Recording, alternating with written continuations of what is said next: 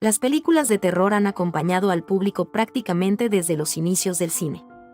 Algunas de estas cintas se han convertido en clásicos del género, pero muchas de las historias de terror que conocimos a través del cine se inspiraron en hechos que ocurrieron en la vida real. Aunque los directores de estas películas nos han logrado transmitir el temor y la angustia a través de estas obras cinematográficas, lo cierto es que los hechos que inspiraron estas películas pueden ser mucho más terroríficos que estas mismas. Por eso hoy te traigo la verdadera historia detrás de 5 exitosas películas de terror. Número 5. Pesadilla en la calle del infierno es una película de terror estadounidense de 1984, escrita y dirigida por Wes Craven. Es el comienzo de una de las franquicias más icónicas del género slasher y presentó al mundo a Freddy Krueger, un villano que se ha convertido en un ícono del cine de terror. La trama sigue a un grupo de adolescentes en la ficticia ciudad de Springwood, Ohio, que empiezan a ser acosados en sus sueños por un hombre quemado con un guante de cuchillas en la mano derecha, Freddy Krueger. Este tipo no es un asesino común, porque mata a sus víctimas mientras duermen, haciendo que sus muertes en los sueños se vuelvan reales en la vida. La protagonista, Nancy Thompson, interpretada por Heather Langenkamp, descubre que Freddy era un asesino de niños que fue quemado vivo por los padres vengativos del pueblo años atrás, y ahora ha regresado desde el más allá para vengarse de sus hijos a través de los sueños. La inspiración para esta película surgió cuando Wes Craven, director y guionista de la película, leyó un artículo en Los Angeles Times que captó su atención. En este se relataba cómo un grupo de refugiados del sudeste asiático, que habían escapado del horror de la guerra y el genocidio en Camboya, morían sin explicación mientras dormían, ya estando a salvos en Estados Unidos. Este misterio, conocido como síndrome de muerte nocturna inexplicada, SUNS, por sus siglas en inglés, dejó perplejos a médicos y científicos, quienes no encontraron respuestas claras entre teorías médicas y culturales. Entre los casos más estremecedores, un joven camboyano confesó a sus seres queridos que una presencia aterradora lo perseguía en sus pesadillas. Aterrorizado, luchó contra el sueño durante días, recurriendo a café y escondiendo pastillas para mantenerse despierto, pero el cansancio lo doblegó, y en su primer sueño profundo, sus gritos alarmaron a la familia. Lo encontraron muerto, sin rastros de lo que lo había matado. Sin embargo, este incidente no fue aislado. Otros jóvenes Hmong, también refugiados, sucumbieron bajo circunstancias similares. Más allá de la ciencia, las comunidades Hmong veían en estas tragedias la furia de los espíritus ancestrales, vengándose por haber dejado atrás su tierra y tradiciones. Por ejemplo, en el folclore del suroeste asiático, existe una figura femenina llamada Bangungot, que aplasta a sus víctimas al sentarse sobre ellas mientras duermen, según algunas leyendas filipinas. Fue esta mezcla de hechos reales y mitos lo que encendió la chispa creativa de Pesadilla en la calle del infierno. Número 4. La ciudad que temía el ocaso o The Town That Dreaded Sundown es una cinta de terror y misterio de 1976 dirigida por Charles B. Pierce y escrita por Earle Smith. La trama sigue a un ranger de Texas, interpretado por Ben Johnson, y otros oficiales mientras investigan los crímenes brutales cometidos por un asesino serial, quien atacaba a parejas jóvenes en lugares apartados, siempre al anochecer. La película tiene un estilo semidocumental, con narración en off que le da un tono realista, y aunque no es una obra maestra del cine, se ha convertido en un clásico de culto dentro del género de terror. La película mezcla elementos de drama, thriller y terror, y se centra en los asesinatos sin resolver que tuvieron lugar durante varios meses, así como en los esfuerzos de las autoridades por capturar al culpable.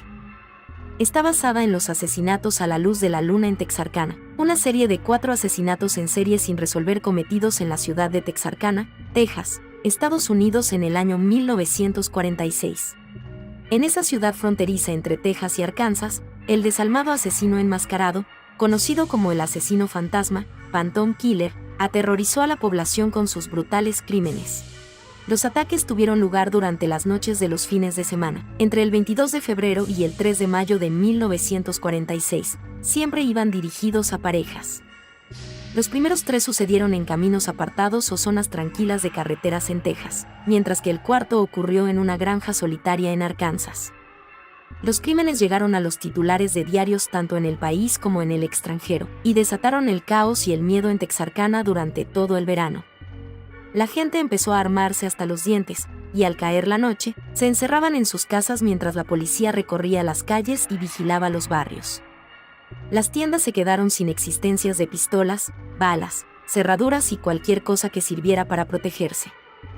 Las autoridades locales, del condado, estatales y hasta federales se pusieron a investigar los asesinatos. El principal sospechoso, un criminal habitual llamado Joel Sweeney, fue relacionado con los crímenes sobre todo por lo que dijo su esposa y por algunas pistas indirectas. Pero como la mujer se negó a declarar contra él, los fiscales no pudieron acusarlo de asesinato. Al final, Sweeney cayó por otros delitos y le metieron una condena larga en la cárcel. Dos de los investigadores claves estaban convencidos de que él era el culpable de los asesinatos. Finalmente, el asesino nunca fue atrapado, por lo que el caso sigue siendo un misterio por resolver. Número 3. Henry, retrato de un asesino o Henry, Portrait of a Serial Killer en inglés, es una película de terror psicológico y crimen filmada en 1986, pero lanzada oficialmente en 1990. Dirigida y coescrita por John M. Naughton.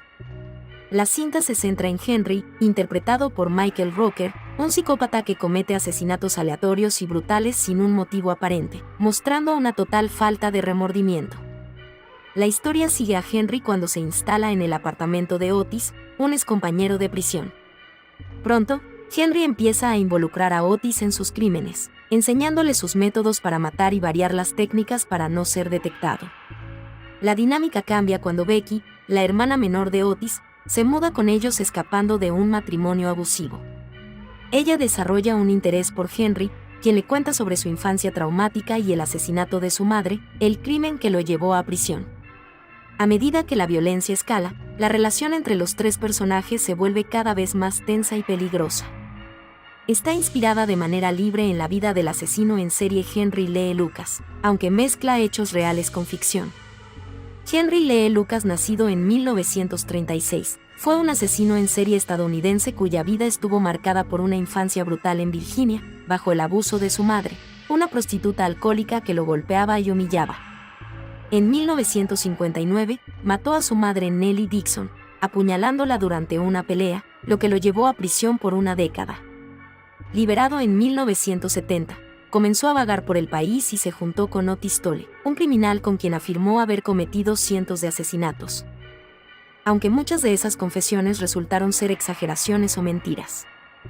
A principios de los 80, Becky Powell, sobrina de Otis, se unió a él y a Henry en sus viajes. Con 15 años pero mentalidad infantil, Becky ayudaba llamando a puertas para que todos entraran juntos. Se encariñó con Henry, quien la hizo su novia, causando tensiones con Otis. Más tarde, Henry y Becky cuidaron a Kate Rich, una anciana, hasta que retomaron su camino y llegaron a vivir en una granja religiosa. Becky quiso visitar a su familia en Florida, lo que disgustó a Henry. Durante el viaje en autostop, tras una pelea, Henry la mató apuñalándola y abusó de su cuerpo. Luego engañó a Kate Rich para llevarla a la granja y la asesinó sin razón. En abril de 1983, Otis Toole fue arrestado por un incendio provocado y condenado a 20 años de prisión.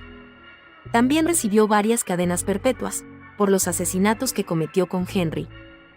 Henry Lee Lucas fue detenido en 1983 y condenado por varios asesinatos, incluyendo el de Kate Rich en 1982 y el de Becky Powell, su joven novia, ese mismo año. Inicialmente sentenciado a muerte por otro caso, su pena se conmutó a cadena perpetua en 1998 tras dudas sobre su culpabilidad. Murió en prisión en 2001 por causas naturales, dejando un legado confuso entre verdades, mitos y una fama que inspiró la película Henry, retrato de un asesino. Número 2. Si te gusta el contenido de este canal, te invito a hacerte miembro y obtendrás beneficios exclusivos, como insignias de lealtad, créditos al final del video y contenidos solo para miembros. Todos los links en el comentario fijado. Terror en Amityville es una película de terror sobrenatural de 1979, escrita por Sandy Stern y dirigida por Stuart Rosenberg y basada en el libro Horror en Amityville, de Jay Anson, lanzado en 1977. Protagonizada por James Brolin como George Lutz y Margot Kidder como Kathy Lutz, La cinta toma inspiración de los supuestos eventos paranormales que la familia Lutz afirmó haber vivido tras mudarse a una casa en Amityville, Nueva York, donde en 1974 ocurrió un brutal asesinato. La trama sigue a George y Kathy Lutz, quienes, con sus 3 hijos, compran una casa barata sin darle mucha importancia a su pasado sangriento. Pronto, fenómenos extraños los atormentan, ruidos raros, olores nauseabundos, manchas que surgen solas y visiones como un cerdo con ojos rojos. Mientras que George se volvía cada vez más agresivo y distante, un sacerdote llamado Padre Delany intentó bendecir la casa, pero fue expulsado por espíritus malignos. Tras 28 días, los Lutz, aterrorizados, huyeron de la casa como alma que lleva el diablo, convencidos de que estaba poseída por un demonio. Los hechos reales que inspiraron la historia comienzan con el horrendo crimen cometido por Ronald DeFeo Jr. En noviembre de 1974, DeFeo, de 23 años, mató a sus padres, Ronald y Louise, y a sus 4 hermanos Dawn de 18, Allison de 13, Mac de 12 y John de 9 en su casa en 112 Ocean Avenue, Amityville. Usó un rifle calibre .35 y disparó a cada uno mientras dormían, alegando luego que voces en su cabeza lo obligaron a hacerlo. Sin embargo, fue condenado a 6 cadenas perpetuas por sus crímenes y falleció en prisión en 2021. Un año después de los asesinatos, en diciembre de 1975, los Lutz compraron la casa por $80,000, un precio bajo debido a su historial, pero económicamente una ganga. Durante 28 días, afirmaron haber sufrido eventos paranormales, pasos en la noche, puertas que se abrían solas, un frío inexplicable y hasta una sustancia negra que brotaba de las paredes. Finalmente huyeron en enero de 1976, dejando sus pertenencias atrás. En febrero y marzo de 1976, los Warren, junto a unos periodistas de un canal de televisión, entraron a la casa maldita y realizaron una sesión de espiritismo en vivo y capturaron la icónica foto del niño fantasma de Amityville. Lorraine describió la casa como el lugar más espeluznante que había visitado, afirmando que la habitación roja del sótano era una entrada al infierno. Kathy Lutz falleció el 17 de agosto de 2004 a la edad de 57 años, en Arizona. Se había separado de su marido en 1988. George Lutz, por su parte, murió de un ataque al corazón en Las Vegas, Nevada, el 8 de mayo de 2006 cuando tenía 59 años. Aunque algunos creen que fue real, otros lo ven como una exageración o un engaño para lucrarse, ya que no hay pruebas físicas de lo paranormal. La película convirtió esta historia en un clásico del terror, lanzando una franquicia con secuelas y remakes, como el de 2005 con Ryan Reynolds. Número 1. Las colinas tienen ojos o The Hills Have Eyes es una película de terror estadounidense de 1977, escrita y dirigida por Wes Craven, quien ya empezaba a destacar en el género.